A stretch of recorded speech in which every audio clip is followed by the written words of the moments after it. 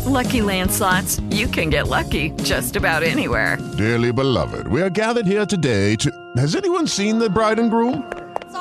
Sorry, we're here. We were getting lucky in the limo and we lost track of time. No, Lucky Land Casino, with cash prizes that add up quicker than a guest registry.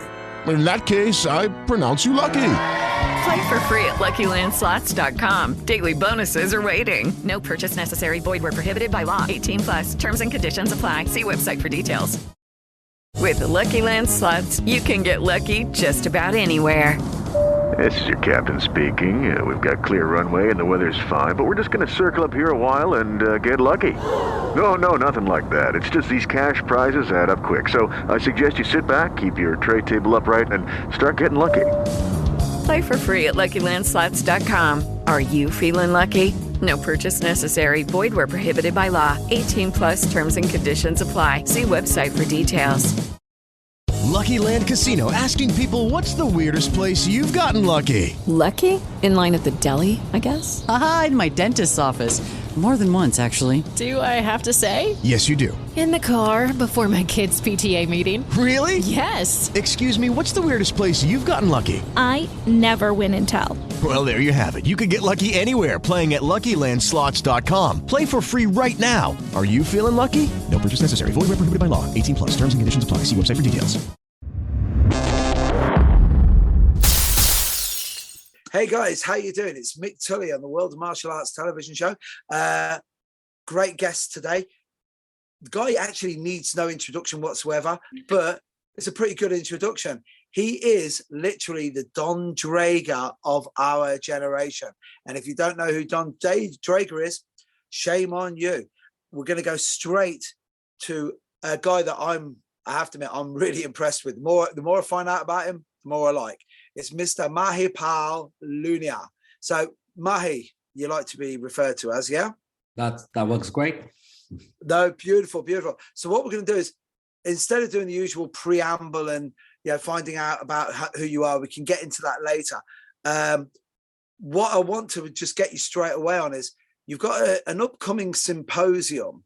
And if you could explain, because it's a little bit different than a lot of the run-of-your-mill seminars. So it's a symposium. And first of all, what is it about? And secondly, why have you gone for this format? Okay. So first of all, thank you for having me here. It's a pleasure, and I really do enjoy sharing my passion of these arts with all those who are interested. Yeah. So first of all, what's the symposium about? Let's just take a step back.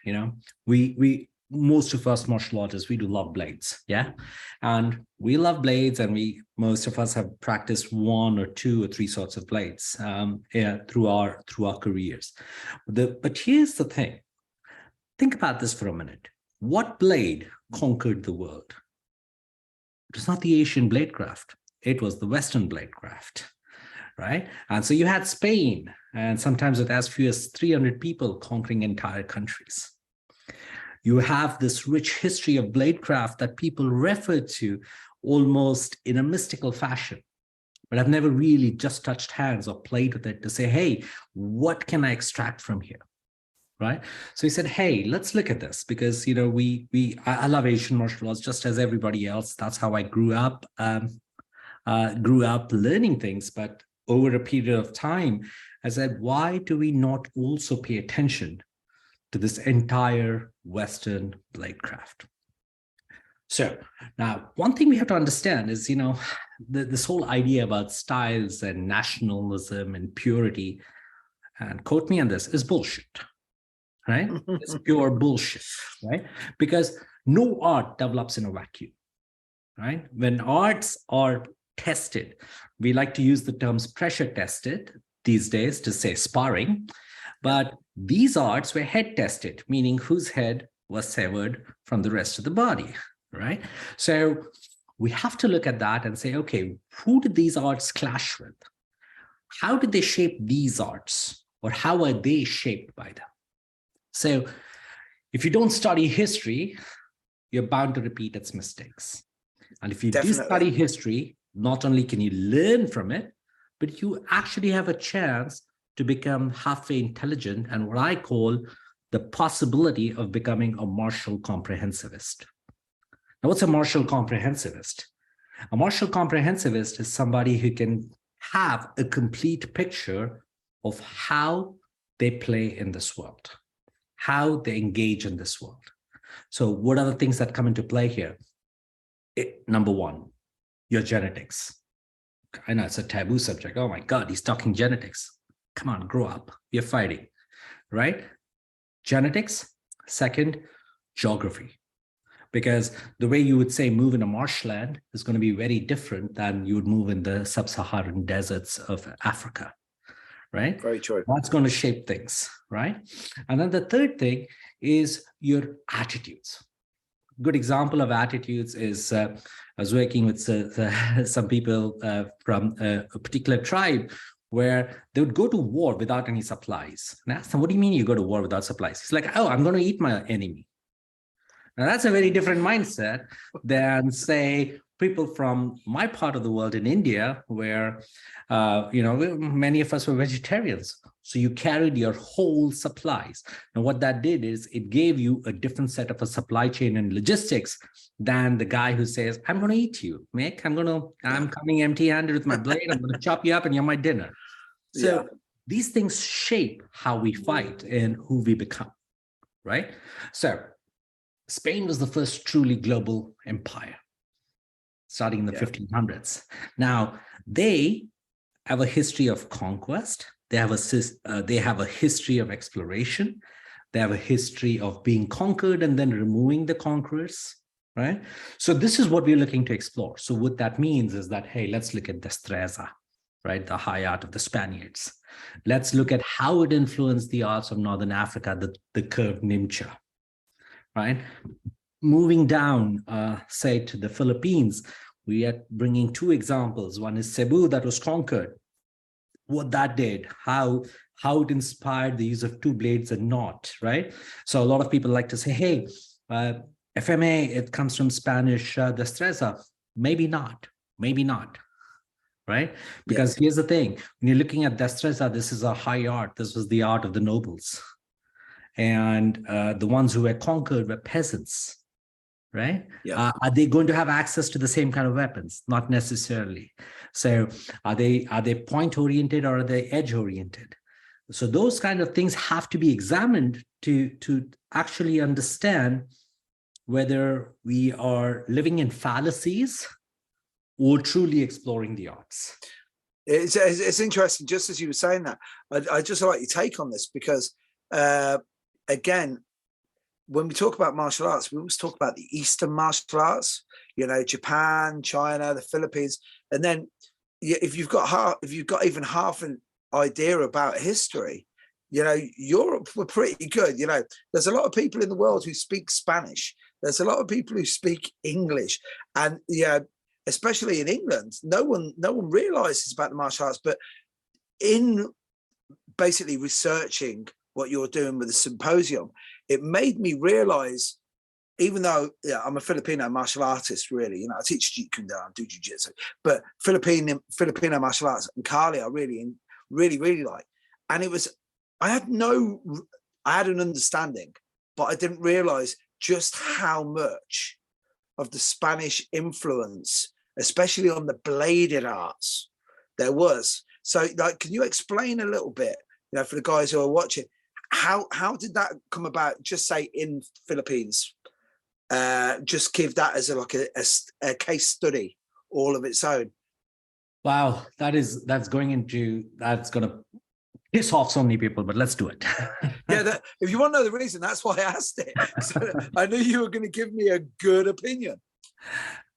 So this is still ongoing work, right? This is still ongoing work. So here's my take. To say that all of it came from Spain is pure bullshit, because then what you're denying is that the indigenous fighting arts ever existed. Yeah. Right. However, at the same time, when you look at the techniques and the names of the techniques, you find them all in Spanish. Exactly. The ring system, you find it all in Spanish, right? So what is that? Well, when you are conquered, language is one of the first things they force on you. education is one of the first things they force on you. So if that becomes your nomenclature, as Martin Heidegger has eloquently said, language is the house of being. So if the new language has become Spanish, right? Yeah. That becomes the house within which the being of the Filipino martial arts, at least the ones that were pulled in, like old Run Cebu, existed. Yeah. Right. So it did shape it. It did shape it because the house and the environment you find yourself in, that's going to shape your movements.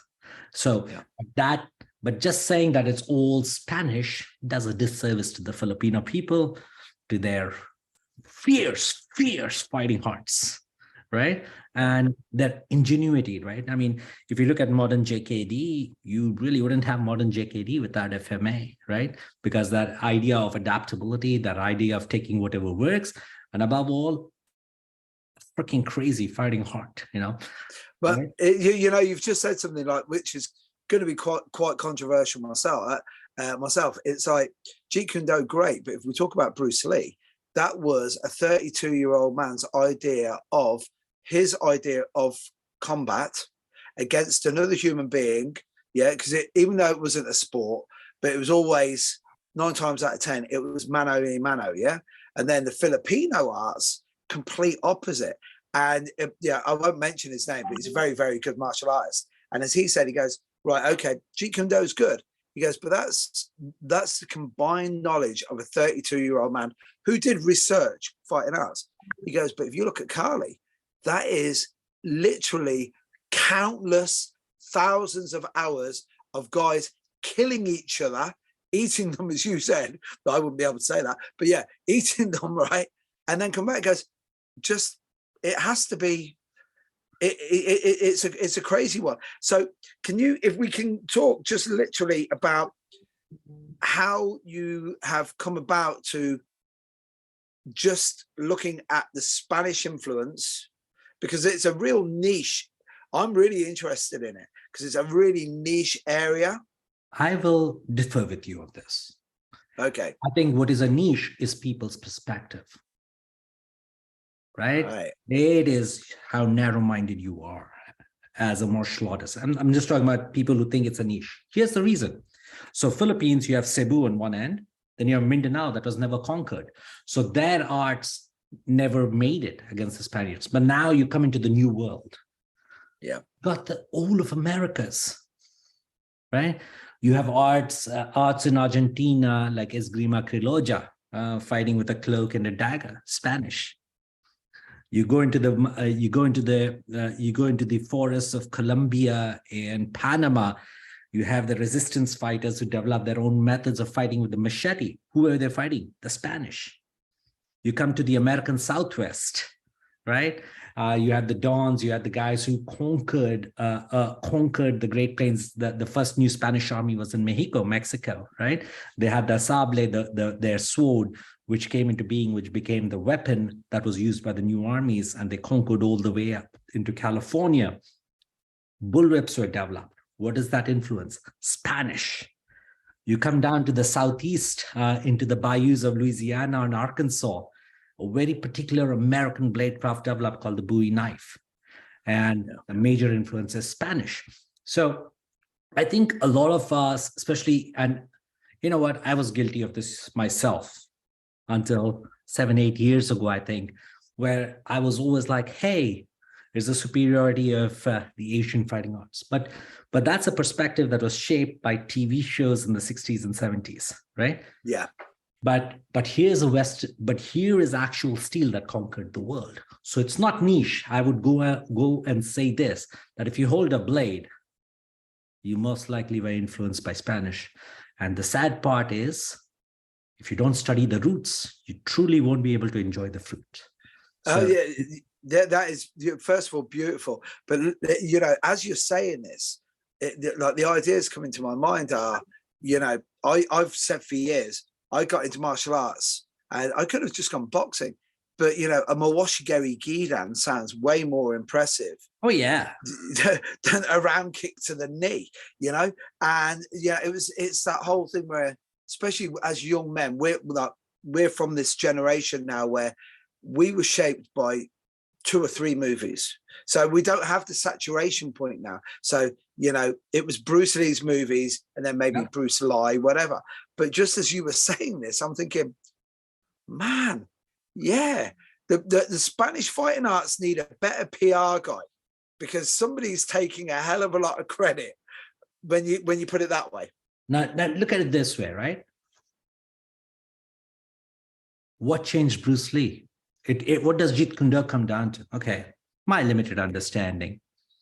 Fencing and boxing. Where did fencing come from? The West. And that fencing footwork completely transformed Wing Chun. Yeah.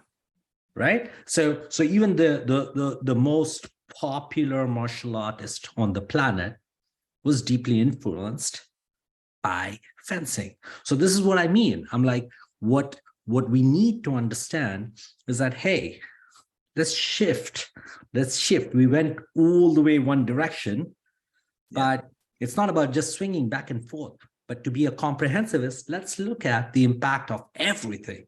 Because when you do that, that's when you become, in my opinion, a superior martial artist, a superior fighter, and not just a fighter. Because, hey, look, I loved fighting full contact while I was in my teens and 20s. Can I do it now? Yeah, I can. But I pay the price for it much longer in terms of recovery. Yeah. Right? Now, what does that serve? Doesn't serve me well. What will serve me well is that I pull my weapons out, and then instead of spending time recovery, I spend that time hugging and kissing my little girls and playing with them. Exactly. Right? Because look, many of us are guilty of this, me included.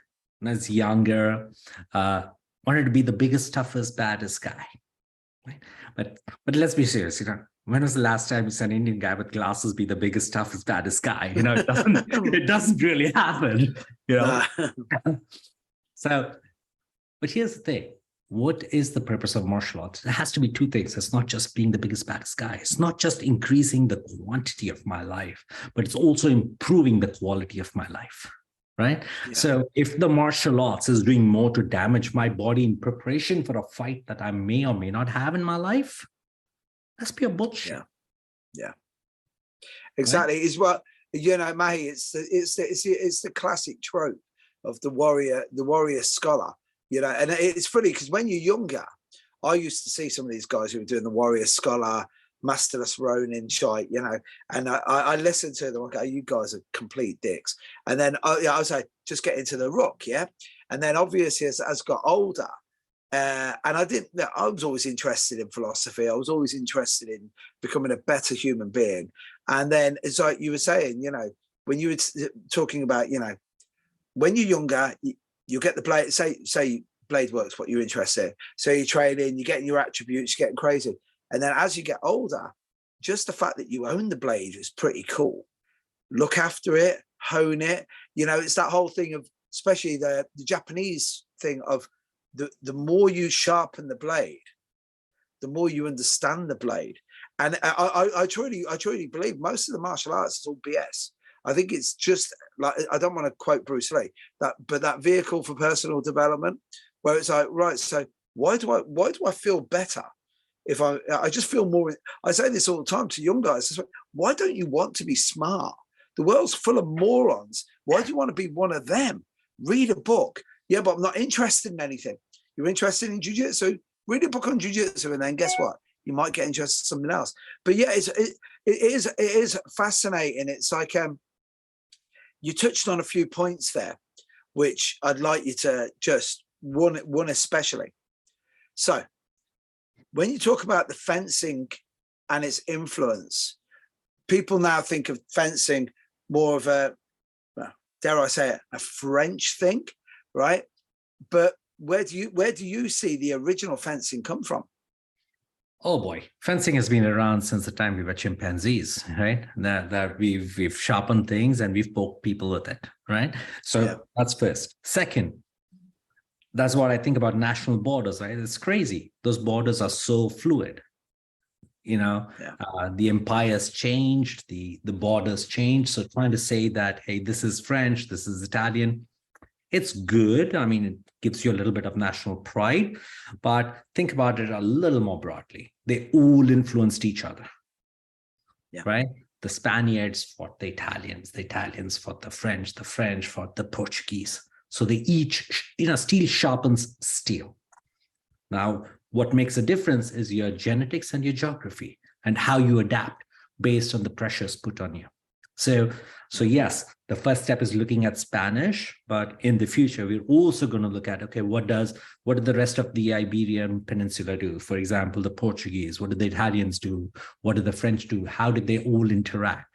Like one of the sessions at the symposium, we have a maestro both in the Spanish and the Italian traditions, who's going to discuss and show, how did he put it? He said, I feel the war of these two systems in my body because they move so differently. So he's going to compare and contrast how they interacted and what that means. Now, see, that's where the gold is. Because look, you and I are built differently. We eat differently, right? We stay in different places. The same movements will not work for us, My left knee is bad. Maybe your left knee is great and your right shoulder is bad, whatever, right? So we're not going to move the same way. So certain aspects, certain parts of these arts will speak to us. But there's something more deeper than that, right? Way, way deeper. See, at certain point, I would hope that we stop doing martial arts just to learn to defend ourselves. Because if I've been doing this shit for 30 years and I still am practicing just to defend myself, that you need to change your teacher, right? So why are we pursuing this? Because it is to pursue a deeper understanding of ourselves. That's how I look at it. Now, when we are trying to really understand ourselves, what do we need to understand? Who we are, where we come from, and who we are becoming. Now, those questions are best answered at the edge of the blade. Why? Because, Richard Burton had said, the history of humanity is the history of the sword. He's right, because it's the history of conflict that tells us who we are. So as we look at this spectrum and as we look at this comprehensive view of the world, not only do we understand the world out there, but we become better at understanding the world in here. Yeah, it's as you were just saying that, it was, one, obviously I live in England, and one of the classic hey, I'm Irish, so I'm all right. I'm just visiting this place, but the situation that I've seen, especially in the UK, is we've got the classic Excalibur story. That's, and most people think it's a myth, but if you don't mind, I'd like your thoughts on it for the simple reason, and this is where it shows that I have done my research on you. When you talk about martial arts and the bearing of a king, and then especially when you were working in, you went and visited the Caribbean, and you met these guys, and you were like, but they had like a regal bearing. So first of all, I'd like your thoughts on Excalibur and the Arthurian legends, right? Which I truly believe that they did exist, but I think they've just been expanded on a little bit in some ways to make it sound a lot better. But then obviously, if you talk about the bearing of the king as well. Look, myths are stories that point us to ourselves, right? Myth, the way I look at myth is these are stories that have been in some ways forgotten or embellished, but they're pointing to a greater truth. That's how I have always looked at it, right? Yeah. Do I think that the Arthurian legends are real? Well, they are real because they shaped history. Because look at the entire idea of uniting under a forgotten king or a lost king, number one. Yeah. Number two, that only the rightful master of a blade can draw a blade. And this is something you'll find all over Asia, that certain blades only respond to certain people. And I've seen this firsthand. I've seen blades move, okay? I probably get called a liar for this, but I know what is true in my life. So the blades move with certain people, right? 3, look at the entire idea of a knight and what it means to be chivalrous. Yes. Right? So these myths, these stories completely informed what it meant to be this regal person, number one. Number two, what they also inspired is that, hey, I'm supposed to fight in this way. Number three, I would say that is the Western Bushido. 100%. Yeah, exactly. So, and the end of it, between the British, the Spaniards, and the Portuguese, they conquered the world for 500 years. Yeah. So that warrior code works. And I get into trouble for saying this. They're like, oh, you're talking about a colonial mindset and imperialism being good. I'm like, look at me, I'm Indian. And look at me, I'm also an American. We kicked the British out in both places from two different strategies. But the fact is, they were pain in our butts for a few centuries, right? And they shaped us, right? So I don't think we can judge yesterday from today's values.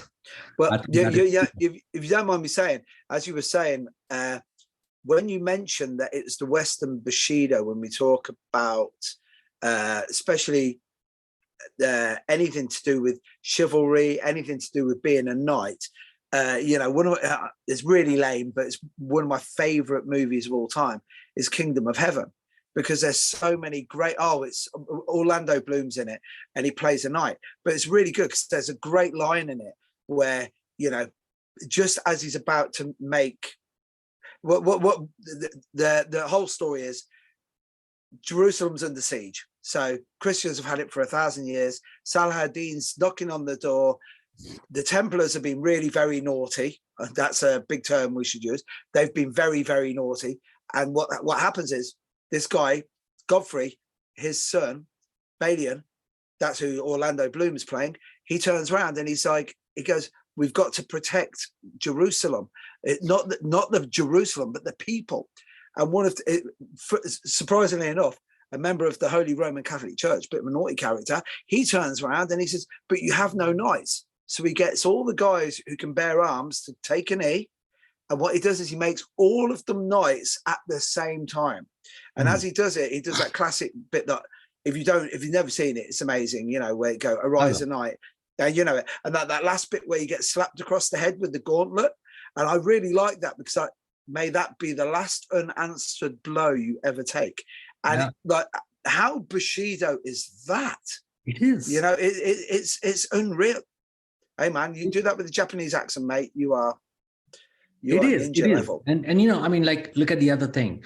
The other piece that it really inspired, the great legends inspired, is the troubadour tradition in France, right? And what did they do? What did they do? They would go out in the quest for the grail for the fair lady. But where would they enter the forest? They said, enter the forest where it's darkest for you. Yes. Right. Now that's Carl Jung right there, time. We are it is Carl Jung of that time. Jungian territory there, man. Yes. But yeah, carry on. Yeah, so it is Jungian territory, but Jung came so much later, right? But these guys were already capturing that, the idea that you have to go where it's darkest for you. And I would argue that the Western alchemical traditions are equal to the Eastern Taoist, the Eastern Bushido traditions. Definitely. The fact is that they have not been understood. And here's the thing, this false dichotomy of East and West. You get trapped in one of the two and you try to make the other bad. But those are two extremes within us. And I live those two extremes, being of East Indian origin here, living in the United States. And exactly, I love both my homes. I love both my homes. But essentially, this is the idea of being a comprehensivist, because only when we are able to see the whole spectrum, then it's only then, or only through personal experience, can you dare to say, absorb what is useful. Until then, you're full of shit. Yeah, but Mahi, you're telling me you're not a JKD guy, but you've just totally done the yin and yang, and you have to have both parts of the circle to make it work, right? I've got news for you. There was JKD before JKD, and JKD with Bruce Lee. It didn't start and end with Bruce. I know that's going to get me into a lot of trouble. I'm just being facetious. My point is these are ideas that are as old as time. If you look at the work of Bruce, I mean, he's a brilliant man. He inspired millions of people and continues to inspire today. But at the same time, don't let him become the prison, right? And see where he got his ideas from. He got them from J. Krishnamurti. And where did J.K. get his ideas from? He got them from a tradition going tens of thousands of years, right? So my point is that with each generation, certain people come who are able to take these old ideas and present them anew. You know, like Emily Dickinson says, you don't need new worlds to see, you need a new set of eyes to see the world anew. And that's You've hit the nail on the head. I literally was only talking about this to a friend of mine yesterday, because it's the rediscovery. And the problem is, to quote Guru Anasanto, is he always says, when you start training, you will think you are a genius because you discover it. So, and it's like he said, he goes, we'll take America for example, yeah? Columbus discovered America. Unfortunately, there was 130 million people there already who were like, oh yeah, you can call it whatever you want, but it's still this. So if you don't mind, Mahi, with the symposium, you've already mentioned, I don't know if I've got this right, but have you got 20, so it's limited to 25 correct attendees, right? So what is the criteria to get to this symposium?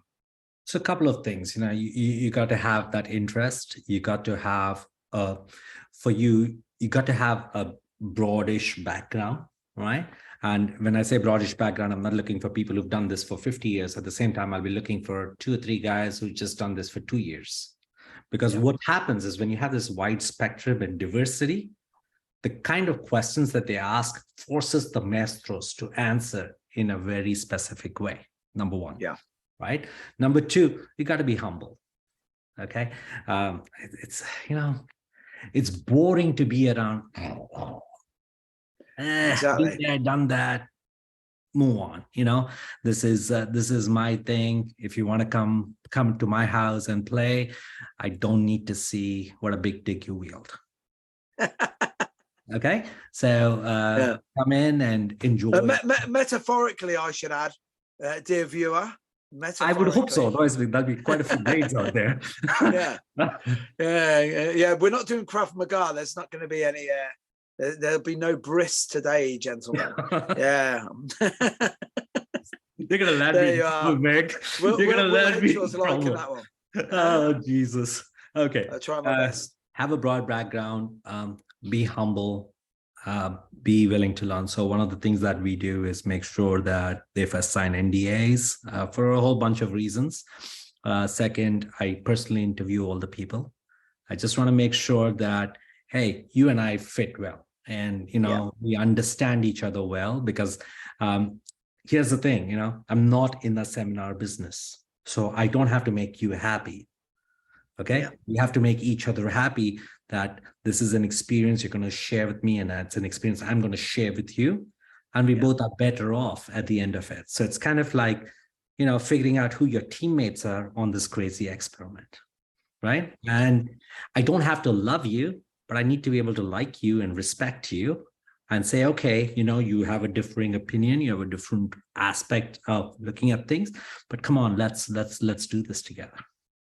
Yeah, you see, this is the thing. It's very refreshing to hear that in today's world, really, where it's a case of everything is now, it's a commodity. Everything has a price. And then when you actually meet people and you say, well, actually, no, you might not be a right fit for me. Like, that's one thing that I always pride myself on, because I don't want to teach you. If I don't like you, I don't want you in the room with me. No, why? Because life's too short. Life is too short. So you mentioned some of the maestros that you're going to have here, and some of the guest instructors, for want of a better term. Can you give us an idea of the sort of people that you've got abroad? Sure. So I'll just go through the list. So number 1, we have Ton Pui, who specializes in Destreza of the Radha school. He's going to come down and show the latest development of how Radha's school of fencing came about, number one. Number two, from Cebu, one of the Kanyate brothers, key collaborator and top student, Grandmaster Ron Liu, is going to show how the latigo y daga works. So the short whip and the dagger, right? So this is the beginning. You begin to see the evolution of two-handed weapons, which are mismatched, asymmetrical weapons, right? Three, from Mindanao, the island that was never conquered by anybody, really, Gentleman Mushtaq Ali Ansari is going to show some of the fighting principles of the spear, the shield, and the sword. I hope I can twist his arm into showing the Kampilan. He's one of my teachers. He doesn't like showing it, but I hope he will at least show some of those principles, right? Then coming on to Northern Africa, the Nimcha, the curved saber, that is what the Moors used when they were in Andalusia and they were kicked out, whatnot, right? Depending on who you ask, one say kicked out, the other say forced out. But okay, I'll let those experts decide that. But it's the curved blade. So the classic battle between the curved saber and the rapier, right? He's also going to show El Matrag, which is the long staff, on how the Northern African long staff works. Coming into the New World, we have Professor T.J. Irby, brilliant man, a fearless explorer, and understated to the core. Just one example, he was working with Helio Gracie in the early 80s, serving as his translator. He's the only outsider to have been allowed into Grima, and he's graduated from it. So he's going to show how the machete arts developed in the jungles of Colombia and Panama. And he's a professor in New York. So it's not just a nobody, Yeah. Then coming on further up to the vast expanse of the American Southwest, the bullwhip was developed. Anthony DeLongis, who studied Destreza, was one of the first people who made the first DVDs on Destreza, also a pioneer with the rebuilding of how the whip should be used and reigniting that fire. He's going to come and show how the long bullwhip works. And from the Southeast, so this is the first time that I'm kind of breaking my. I had always said that I would not teach, but my teacher James Keating, he's unable to come for various reasons. So me and one of my other brothers are going to start showing how the Bowie knife is actually used, right? And you see, this is the thing, right? The Bowie knife was what really got me, because everything else is a sort of try and establish a timeline is so hard, because we don't know. We literally don't know. But with the Bowie knife, because it's a recent development, really, and then obviously because it's a recent development as a blade, famously the Jim Bowie knife, right? And the other one as well is what got me, that really piqued my interest, was Louisiana, Arkansas, and I'm like, because Louisiana, all you think about is New Orleans partying, and then you realize that those Cajun boys down there take no messing. So tell me about this. What happens when you party a lot? You bloody fight. You get into trouble. Right? So, I'm Irish, man. Yeah, I know. So then, as one of my Irish friends taught me, he said, "Oh, the question to ask is this a private fight or a public fight?" So I said, yeah, like, well, you can always I like that. Yeah, you can always tell when it's a wedding because the girl's wearing white. That's it, because they're still fighting. Yeah. It's so the Bowie knife. So when did you start training in this? And if you don't mind, before you do that, I'm getting ahead of myself here. When did this knife art start? Okay, can I just hold on to this question to the side for a second? I'll just finish the other three instructors and I'll come back to the Oh, sorry, I jumped in too early. Sorry. No. I didn't realize it was another three. So the Bowie knife, my brother in arms, Dexter Mitch, and I will be showing this. Now, then looking at, okay, how did this transform the Chinese arts, right? So the Chinese are going to go all crazy, like, no, Spaniards didn't influence us. Look at Wing Chun, look at JKD, right? So this is where one of Ted Wong's top students in Spain, who is also a flamenco dancer and is deaf, is going to show how fencing transformed JKD, right? Ooh.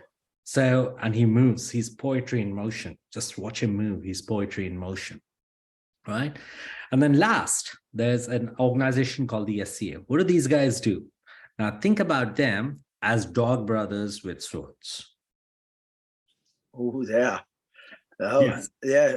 A lot of blood donors there then, yeah? Yeah, I mean, so they do wear armor, but they are essentially full contact armored fighting. Now, why that is important is because they're using the medieval weapons from Europe, including Spain. And now, while few groups are trying to revive what they think is in the classics, right? Yeah. These guys have the other end of the experience that these guys just like to fight every Sunday. And then with these weapons, and they're going to tell you this is what works and this is what doesn't work.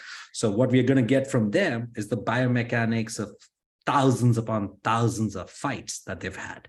So this is where this comprehensive view between theory and practice, between old world and new world, and different perspectives, all on the same floor. Yeah. Oh, that's going to be amazing. Yeah. As you were saying, when you were saying about it being comprehensive, you are literally going from one end of the spectrum to the other, and like even down to the timeline as well, from the very beginning to like if these guys are still fighting every week, again, there's no better crucible. I don't care what anyone says. You can drill, but under pressure, for real, you'll find out what works very quickly. Correct. And absorb what is useful. Yeah. Reject what is useless, and then make sure you avoid anything that gets your ass kicked. That was the line that Bruce should have given you, but he didn't want to give that. And most people don't quote the line preceding to it. From your own experience. Yeah. Your own experience, not somebody else's. Add what is specifically your own. Yeah, they don't want that part. Yeah. There's a lot of that going on at the moment. So if you don't mind, I'm gonna drag you back to the Bowie knife. Yeah, because I'm by the happy way, to answer this that. is purely for me. It's a pure passion for me. Okay, so I'm happy to answer that. So nobody really knows when it really started, but it started it became famous with Jim Bowie, of course, and his brother. So there's a whole history behind it, right? The interesting thing is that all the three fencing schools, meaning the Spanish, the French, and the Italian, existed in Louisiana, in New Orleans, and they were all along, one street. At one point, there were 30 schools, and many a times what would happen is that, hey, you were going to get into an honor match, so you would go and pay the fencing master a whole bunch of money. Okay, I've never fought before. What the hell do I do? And you had that one night to train, and you basically then went out the next day to go defend your honor, or adios, mofo. Right. Yeah. So that's how it actually began. Right. That's how it began. Now, there were a series of things that worked. So you see a deep Spanish influence because they were among the first people to settle it. But you also see the French influence because Louisiana was French territory for a while. So you see this amalgamation and the birth of a very American craft. Now, why I say American craft? Yes, there was a deep influence by the really well-to-do French and Spanish influences. But who are the guys who were settled here and were first, second, and third generation Americans? They grew up very different with an attitude that was a pioneering spirit that broke free from the shackles of tradition in Europe. I mean, that was the promise of the new land. So this is where I said, it's the genetics, it's the geography, and the attitude. So the attitude was, hey, these are the pioneers. Manifest destiny, man. It is. You explain that. You explain that to people. They go, "What? Oh yeah, God wants us God loves us that much. He even killed all these guys for us. Yeah, it's yeah, but it was a common cold, but it sounds a lot better. It sounds a lot. So how did you? Yeah. So how did you start studying? James Keating and Bill Bagwell are the two guys who basically revived and saved what was the Bowie knife, right? Because what has happened is it kind of started to disappear with the knife being banned in so many places. They even had hearings in the damn Congress, which is our parliament, around the Bowie knife. And there were congressmen and senators who have actually pulled out the Bowie knife during hearings. So there's a deep, long history, right? So it went into ill fame and also the rise of the gun, right? And then, of course, we Americans love guns. So they're like, hey, this is better. If I can shoot you guy from 50 feet, I don't want to get messy with the blade because double kills happen all the time, right? So those two things got the Bowie knife to go sort of into the background or disuse, but it was never lost, right? I've met quite a few guys who are, how shall I say, moonshiners and bootleggers. Yeah. Right? There's a lot of them in that area. There's a lot of them in that area. Funny, it's family business. It's part of that culture, you know. Like some people drink, some people make the drinks. You need both. And these guys made the drinks, and then they smuggled, and they had to make sure that their stuff was safe, right? So these guys still use it, and I've met a few of them who were pretty damn scary with that. But anyway, the credit for it goes to James Keating and Bill Bagwell and recreating some of the Bowie knives, and his knives are pristine. They start at about $3,000 and go higher, right? But it's like it moves like butter in your hands if you know how to use it. Yeah. And then James Keating basically collecting all the techniques and recreating and putting a structure in a way that it can be then passed on. So since about 2013, I've been studying with the man, and I'm on the phone with him at least twice a month, if not 3 times a month, you know. And back in the day when she was not my wife yet, she was my fiance, she used to get mad at me because she used to say, oh yeah, you have your Friday night date with Keating, and because I would not take her out Friday nights. So that unfortunately, that is as age old with martial artists. You'd rather wrestle men than be with me, and I'm like, yeah, but you know, it's just how it works. So, May, whereabouts are you holding the symposium, and when? So March 17th, 18th, 19th. This is St. Patrick's Day. Yes. Yeah. What better day to pull out blades? Hey, after baby Jesus's birthday, it's the most important day of the year for me. Yeah. And then this will be in the Bay Area in California, close to the San Jose airport. So one of the things is that we don't publish the location. Only the people who are in the program attending. Attending, they get it. We don't want any spectators. We don't allow any wives, any children to come in. This is very serious. You come in at 7 a.m., the doors close, no Wi-Fi. You don't take pictures, no videos. You pick up your weapons and you play till 10 p.m. And then we do that for 3 days. Wow. So it's 40 hours. So think about it this way. Your most traditional seminars are 3 hours, 2 hours or 3 hours. This is 40 hours. Wow. So how do you apply to so just go to www.immersionlabs.com, right? www.theimmersionlabs.com. You'll see the program brochure there, and you'll see the link to apply. About 10 questions that you need to answer. Once you answer those questions, we get it. We'll send you an NDA. You sign the NDA. So this is to protect all the people. This is also to protect the location. Because look, sometimes we've called people of opposing tribes into the same place. Yeah. Okay. Well, this was the one thing I was going to say is I am really impressed that you can pull this off, because I know Filipinos who don't speak to their brothers. It's a bit like the Brazilians, and it's like, With the Brazilians, you only have to worry about them either talking you into a ill-fated business deal. By the way, that was a joke, sort of. No, the other one is with the Filipinos, guys. Those guys will be carrying a knife. No, I know. So what happened during my second symposium, Stigmata, I brought the 3 schools of Stockton together for the first time. Oh, wow. I had Really? Ferrada at the Guardas, and I had Bahalana all come and teach. The first one when I did Legacy of the Blade, I brought the guy who does the Mexican knife and the guy who does the South African knife, who don't like each other together, and they taught on the same day.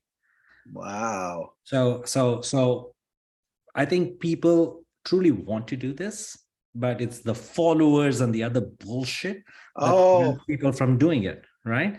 Well, if you don't mind, it would be very remiss of me not to mention a good old mate of mine, Mark Stewart, as we always say. He's my brother. It's not the original guys, and it's not even any of the guys who are any good. It's the guys who are spending too much time online talking crap, and they're the ones who cause all the trouble. And you're like, let them guys fight it. Yeah, you don't want to. I hope Mark doesn't mind me name checking him, but it was like it's bizarre when people talk about lineage. We're interested in the same thing. Why are we arguing? And it's like, oh well, I don't agree with this, but like that's like football or soccer. Yeah, there's a really great Taoist master in California. I love the line he has. A lineage is a cult I like, and a cult is a lineage I don't like. Hey, I tell you what, it's too long for a t-shirt, but it's a great slogan. You know what I mean? If I could put that on a t-shirt, that'd be the one. Yeah, it's a gentleman by the name of Ming Liu. Brilliant, but he captured it, right? See, you're relying on lineage when you don't have balls to stand on your own feet. Well, that's one of the things I've said. Yeah, I've got friends of mine who define themselves as martial artists, and I'm like, but you train like 3 hours a week. So for the rest of the week, who are you? Because if you're only truly alive for 3 hours, isn't that a sad commentary? Because what it also says is, okay, what about your entire human experience? What is it that you truly love? Who's it that you truly love? What is it that you truly are trying to become? Right? I love martial arts. I would hope that you know that I'm passionate about this stuff. I love this stuff, but why do I do it? 2 reasons. One, be a better man, but be a better role model for my family, for my children, for my community. That's what matters. Well, you see this. You mentioned right at the start when we were talking about this. It's you didn't quote him, but it's one of my favorite lines. It's Muhammad Ali, which is, if the man at 50 who is the same man as he was at 30 has just wasted 20 years of his life. And martial arts is exactly that. So what I'd like is who do you think are the people that would like to take part in the symposium? What are you actually looking for from them? Open-minded, humble, looking to say, okay, I might know 1 or 2 of these arts. I may have played around with 1 or 2 of these arts, but let me look at the rest, because, I, like everybody else, is on a search for some meaning, search for something that speaks to me, right? And you might just find it, right? How many of us maybe started in Taekwondo or karate at the Y, right? I did, right? It was fun. And then some chance meetings got me into training with something else, and that completely changed my life, right? So it's a call to adventure, right? If you are stuck in, okay, I have found the answer to world's problems and it is XYZ, stay at home. Don't let this disrupt your delusions, right? Stay at home. Right? I do like that one. Well, you see, just as you were saying, when you're on about meaning, it's the old Viktor Frankl, man's search for meaning. And it's like, from where? Well, you'll find out. Do something uncomfortable, and that I don't want to sound like a new age homina yoga teacher, but find that, get out of the comfort zone. Because what kills you is the comfort zone. The only places we truly come alive is when we are in that place out of the comfort zone. And that's where where steel sharpens steel. You can't sharpen your steel with your mates in your gymnasium. Adversity shapes you. I truly believe that, because guess what? It's like, yeah, everyone's got a big grin on their face when they're eating a birthday cake, right? But guess what? For the other 360 odd days of the year, you've got to be on the ball, you know? So if you don't mind, mate, could you sum up in one sentence why somebody should? By the way, I'm sold already, for the simple reason I'm a geek and I'm a historian and I really enjoy learning new stuff, right? But if you had to sum up in one sentence why somebody should consider going to the symposium, would you be able to do that for me? Yes. You like blades? Come and see how it shapes you from this long to this long. Now that is something else. You see, the thing is, mate, you want to know the truth, right?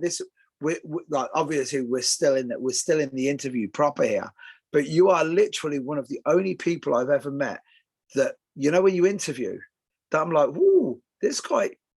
If I was brought up, if I lived in America and I was Indian, I think I'd look like Mahi, because that engaging, really, really interrupt. Yeah, I'm nowhere near in your league, by the way. Oh. But it's like the crazy thing is, it's your attitude towards this. If you want to know the truth, I think your attitude towards the symposium, the adventuring, which, if you don't mind, I'm just going to quickly mention now for the guys who are watching this, please get the chance, just Google Mahi, check him out. When I said at the start about him being the Don Draper of our time, that is the truth. There's so many arts that would be lost. But as I said, as we were going through when I was doing my research, I had no idea there were so many arts in the Caribbean. I had no idea. And then, you know, you went to some hairy looking places. As I said, if Indiana Jones was wearing a gi, he would look like you, because that's the two worlds that you're transversing when you do this. So is there a link that you'd like for the guys who are watching this? Because I just Googled you and I went straight to YouTube and checked out. You did a great TED talk, by the way. You look very stylish in that suit, I'll give you that. But your TED talk was amazing. But is there anything else that you'd like to aim the guys at? Again, you know, it's more about the arts than me, honestly. And I've always shied away from going out in the public. But it's my buddy Mark Stewart who's been pushing me. He's like, no, you got to be out there. You got to get your voice heard.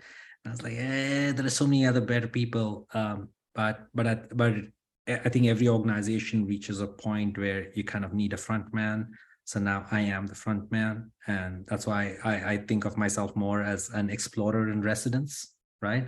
I'm not a master. I'm not a grand poobah. I don't sound like something you could order from Taco Bell, you know, some of the titles are crazy, you know, super grand burrito, blah, blah, blah. No, but the joke is that student first, teacher next. That's why exploring, because I think what we need is constantly exploring. So what I would say is, if you want to check something out, check out the Immersion Labs and check out the people who are teaching, because I go through a lot of effort finding these guys.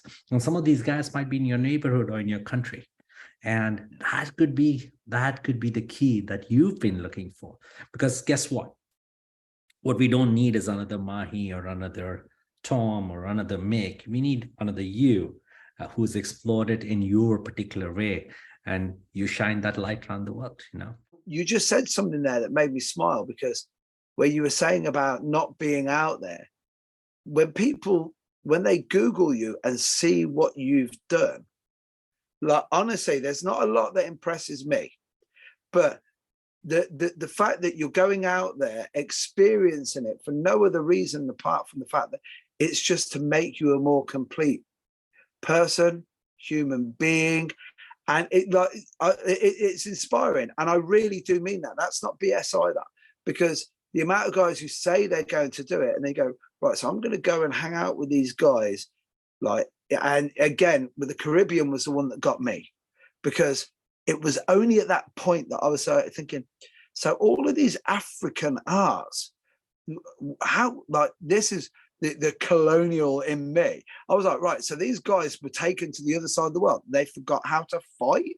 And then you shone a light on how not only did they keep it going, but as I said, I mentioned it earlier, and I really do mean this, your thoughts on this regal bearing that all men should walk as kings. And again, yeah, I'll get accused of being a really bad Dollar Tree, Poundland, Jordan Peterson here. But this whole, masculinity is toxic. No, masculinity is great. Because guess what? You want a spider. If there's a spider in the bath, Mahi, guess what? No feminist is going to get that spider. They'll be asking for Mick Tully. You know what I'm saying? I'll put it this way. When you look to destroy masculinity, you are going to also destroy femininity. And why would you want to destroy beauty from the world? Okay, so for the sake of the beautiful feminine, become all the man you can be. Exactly that. Do you know what? I don't think we can top that. So, mate, I mean this. I love our interactions anyway, but this has been just wonderful. Big thanks, as I said, big thanks to Mark Stewart for getting us together in the first place. Hopefully see you at the symposium.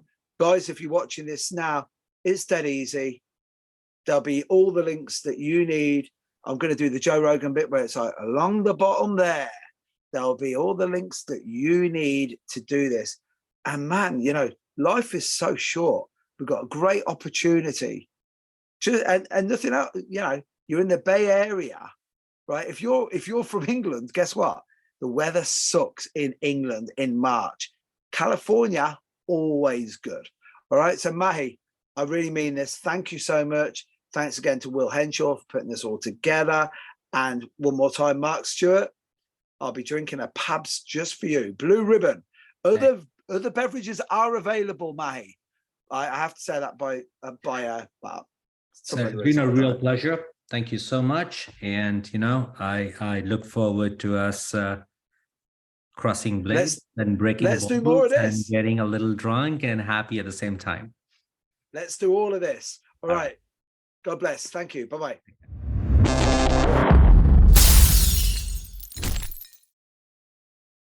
Sports Social Podcast Network.